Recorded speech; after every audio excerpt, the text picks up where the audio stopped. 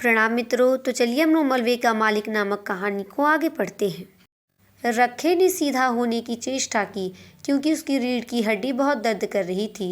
अपनी कमर और जांघों के जोड़ पर उसे सख्त दबाव महसूस हो रहा था। पेट की अंतड़ियों के पास से जैसे कोई चीज़ उसकी सांस को रोक रही थी। उसका सारा जिस्म पसीने से भीग गया था और उसके तलवों में चुनचुनाहट हो रही थी। बीच बीच में नीली फुलझड़ियाँ सी ऊपर से उतरती और तैरती हुई उसकी आंखों के सामने से निकल जाती। उसे अपनी जबान और होठों के बीच एक फासला सा महसूस हो रहा था।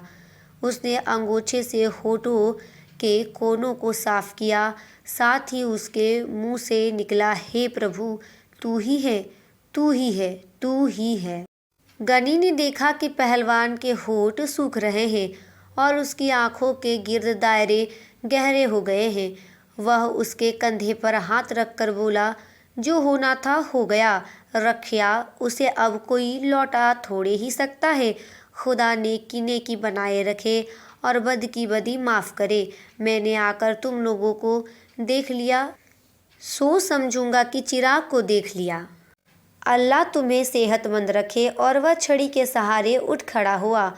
चलते हुए उसने कहा, अच्छा रखे पहलवान। रखे के गले से मध्यम सी आवाज़ निकली। अंगूछा लिए हुए उसके दोनों हाथ जुड़ गए। गनी हसरत भरी नज़र से आसपास देखता हुआ धीरे धीरे गली से बाहर चला गया। ऊपर खिड़कियों में थोड़ी देर चहमगोइयाँ चलती रही कि मनोरी ने गली से बाहर निकलकर ज़रूर गनी को सब कुछ बता दिया होगा कि गनी के सामने रखे का ताल्लुक कैसे खुश्क हो गया था। रखा अब किस मुंह से लोगों को मलबे पर गाय बांधने से रोकेगा। बेचारी सूबेदा कितनी अच्छी थी वह। रखे मरदूद का घर ना घाट, इसे किसी की माँ बहन का लिहाज था। थोड़ी देर में स्त्रियां घरों से गली में उतर आईं।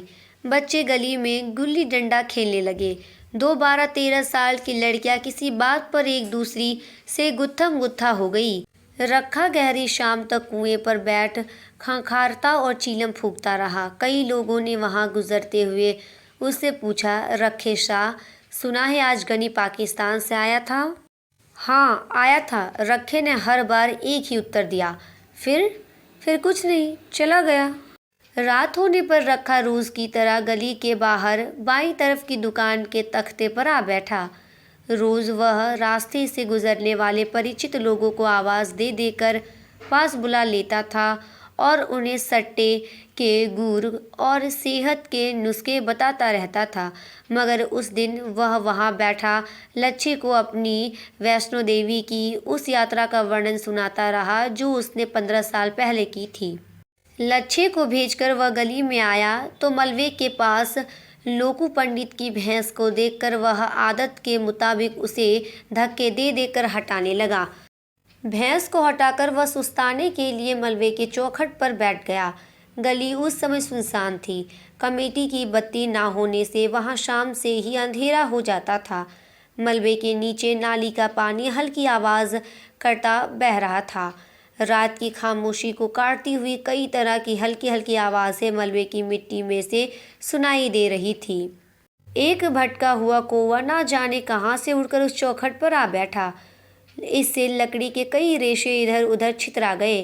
कोए के वहां बैठते ना बैठते मलबे के एक कोने में लेटा हुआ कुत्ता गर्रा कर उठा और जोर जोर से भौंकने लगा। पहलवान उसे हटाने के लिए भारी आवाज में बोला, मगर कुत्ता और पास आकर भौंकने लगा। पहलवान ने एक ढेला उठाकर कुत्ते की तरफ फेंका। कुत्ता थोड़ा पीछे हट गया, पर उसका भौंकना बंद नहीं हुआ। पहलवान कुत्ते को माँ की गाली देकर वहां से हट खड़ा हुआ और धीरे धीरे जाकर कुएं के सील पर लेट गया। उसके वहां से हटते ही कुत्ता गली में उतर आया और कुएं की तरफ मुंह करके भौंकने लगा। काफ़ी देर भौंकने के बाद जब उसे गली में कोई प्राणी चलता फिरता नजर नहीं आया तो वह एक बार कान झटक कर मलबे पर लौट गया और वहां कोने में बैठकर गुर्राने लगा। यहीं पर मलबे का मालिक नामक कहानी समाप्त होती है। धन्यवाद।